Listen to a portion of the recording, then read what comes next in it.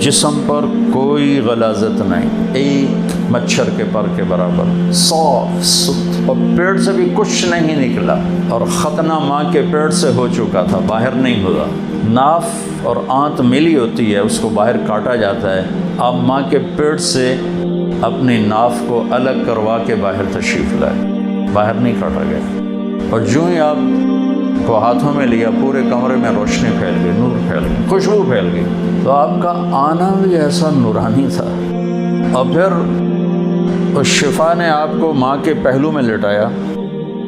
اب اس بچے کی عمر کیا ہوگی؟ 10 منٹ، 15 منٹ، 20 منٹ، میکسیمم آدھا گھنٹہ۔ تو آپ ایسے بے سدھ بچے کی طرح پڑے ہوئے ہیں، وہ پیچھے ہٹی ہیں، تو آپ نے ایک دم پوری طرح کروٹ بدلی اور فل سجدے میں چلے، صرف الٹے نہیں لیٹے، گھٹنے اٹھائے، ہاتھ یہاں رکھے اور ایک لمبا سجدہ کیا، اور اپنی پوری امت کو پیغام دیا کہ سجدے اور نمازیں لے کر آؤں گا، چھوڑنا نہیں۔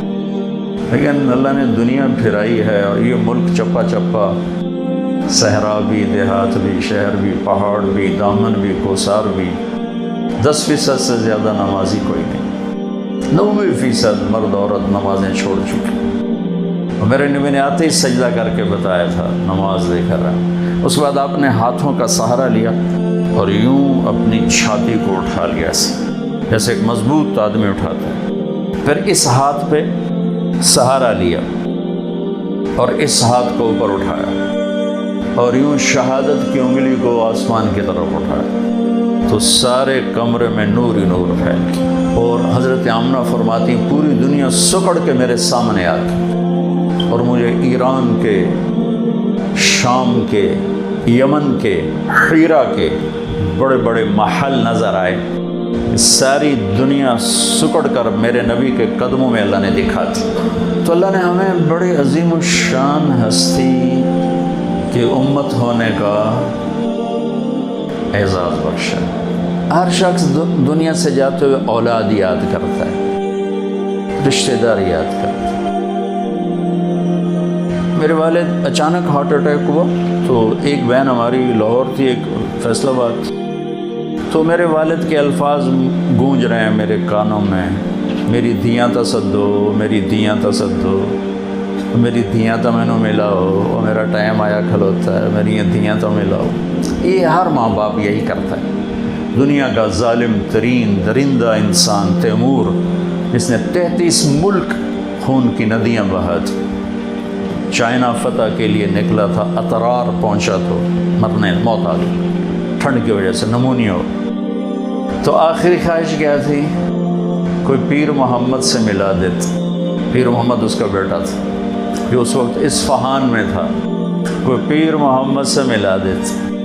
تو ایک درندہ انسان بھی جاتے ہوئے بچوں کو یاد کرتا ہے۔ لیکن میرے نبی جب دنیا سے جا رہے تھے تو آپ نے بچوں کو یاد نہیں کیا، آپ نے امت کو یاد کیا۔ جب جبریل نے آ کے عرض کی کہ وہ موت کا فرشتہ باہر ہے، آپ نے کہا آ جائے۔ جب اندر آیا تو اس نے آ کر کہا السلام علیکہ یا رسول اللہ۔ کہنے لگا پہلی ہستی ہیں جنہیں میں سلام کر رہا ہوں، میں نے کبھی کسی کو سلام نہیں کیا۔ پھر کہنے لگا پہلی ہستی ہیں جن کے بارے میں اللہ نے فرمایا تھا پوچھ کے اندر جانا، بن پوچھے نہ جانا۔ لوگ جہاں موت بھی پوچھ کے جائے۔ اور پھر اللہ نے فرمایا ہے کہ آنا چاہیں تو لے آنا، رہنا چاہیں تو چھوڑ کے آ جانا۔ ساڑھے گل تک ہے نہیں پوچھنے۔ تو آپ نے فرمایا کہ اگر میں تمہیں اجازت دوں تو پھر میری جان نکالو گے؟ کاش نکالو، وہ تو اللہ کا امر ہے۔ تو اس موقع پر آپ فرماتے میرے حسن حسین کا کیا بنے گا؟ کیا دیکھ لیا آنکھوں سے ایک کو نیزے پہ چڑھتے ہوئے، ایک کو زہر میں تڑپتے ہوئے، میرے حسن حسین کا کیا بنے گا؟ یہ تو پتہ نہ ہو، معلوم ہو چکا ہے کیا ہونے والا ہے ان کے ساتھ۔ اشراق کے بعد پہلے بیگمات کو بلایا، ملاقات کر کے رخصت ساری اما عائشہ کے گھر میں تھے، اور عائشہ رضی اللہ عنہ اس طرح تشریف فرما تھی، اور آپ ان کے سینے پر یوں سر رکھ کے، یہ آپ کی دراز ہونے کی کیفیت ہے اس طرح۔ پھر بیٹی کو بلایا اور رخصت کیا۔ ہاں بیگمات کو نہیں بتایا میں جا رہا ہوں، بیٹی کے کان میں بتایا جا رہا ہوں۔ وہ رونے لگے تو کہا رو نہیں، سب سے پہلے تو ہی آئے گی میرے پاس۔ 6 ماہ بعد 24 سال کی عمر میں اپنے باپ کے پاس چلی گئی۔ پھر علی کو بلایا رضی اللہ تعالیٰ عنہ علیہ السلام، تو ان کا سر اپنی گود میں رکھا اور ان کے سر پر کمر پہ ہاتھ پھیرتے رہے، دعا دیتے رہے، پھر ان کو رخصت کر دی۔ آخر میں بچوں کو بلایا، حسن کو سیدھے ہاتھ سے لیتے تھے، حسین کو الٹے ہاتھ سے لیتے تھے، بڑے چھوٹے ہونے کے فرق۔ جو یوں لیا تو آنکھوں سے آنسو جاری ہو گئے، اپنے آنسو نہیں روک سکے۔ ایک کو تڑپتا دیکھا، ایک کو نیزے پہ چڑھتا دیکھا۔ اب جبریل آ چکا ہے اور ملک الموت کھڑا ہے جی، آپ فرمائیں کیا کرنا ہے؟ تو آپ نے جبریل کو دیکھا، بول بھائی جاواں کے رواں؟ تو جبریل نے کہا یا رسول اللہ، اللہ تو ملاقات کے شوق میں ہے۔ تو میرے نبی نے فرمایا اچھا جاؤ پہلے اللہ سے پوچھ کے آؤ میرے بعد میری امت کے ساتھ کیا کرے۔ اب کیا سمجھتے ہیں ہماری اللہ سے کوئی رشتہ داری؟ جو کام یہ امت کر رہی ہے اس کا 100واں حصہ پہلی امتوں نے کیا تو بندر خنزیر بن گئے۔ ہم نے دنیا کو گندا کر دیا اس کی نافرمانی سے۔ بیچ میں میرے نبی کا آنسو ہیں جنہوں نے اللہ کی قہر کو پیچھے ہٹا دیا کہ کیا کرو گے میری امت کے ساتھ، جاؤ پوچھ کے۔ اس کا جواب آیا کہ آپ کی امت کا ساتھ دیں گے، یہ وہ وعدہ ہے جو میرا اللہ نبھا رہا ہے۔ ہمارے بندر خنزیر بننے میں کیا دیر تھی؟ صرف مچھلی کھائی تھی موسیٰ علیہ السلام کی قوم نے، دریا کی مچھلی، نہ کسی دی ملک، نہ کہیں دا مالک جڑا مرضی کنڈی پاوے تے چھکتے کٹتے کھا لے۔ اور اللہ نے چھوٹا سا امتحان لیا، ہفتے کو نہیں کھانی، اتوار سوار منگل بدھ جمعہ جمعہ کھاؤ۔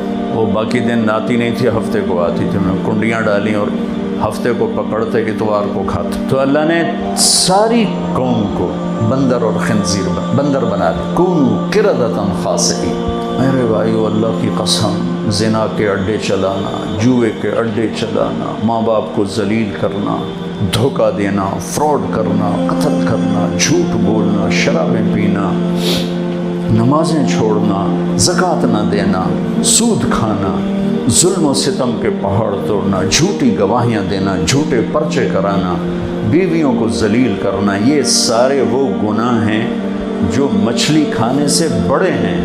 اس کملی والے پہ درود پڑھو جنہوں نے جاتے ہوئے بچوں کے لیے کچھ نہیں مانگا، امت کے لیے مانگا۔ تو آج ہم انسان بیٹھیں گے مستورات ہیں، ہم مرد ہیں، یہ تو بنا دیتا بندر بندریاں، اس کو کیا تھا؟ اس ہستی بیچ میں آسرا ہے۔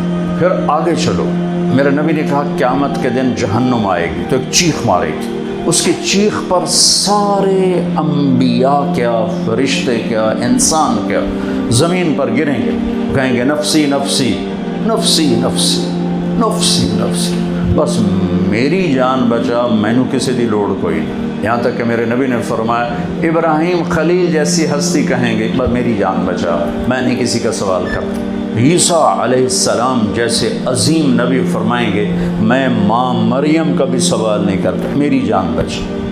اس وحشت، دہشت، خوف کے عالم میں جب ایک ایک مرد، عورت، انبیاء سمیت نفسی نفسی پکارے گا، ایک درد بھری آواز سنو، یا رب امتی امتی، یا رب امتی امتی، تو ایسے نظریں پھریں گی، یہ کون ہے؟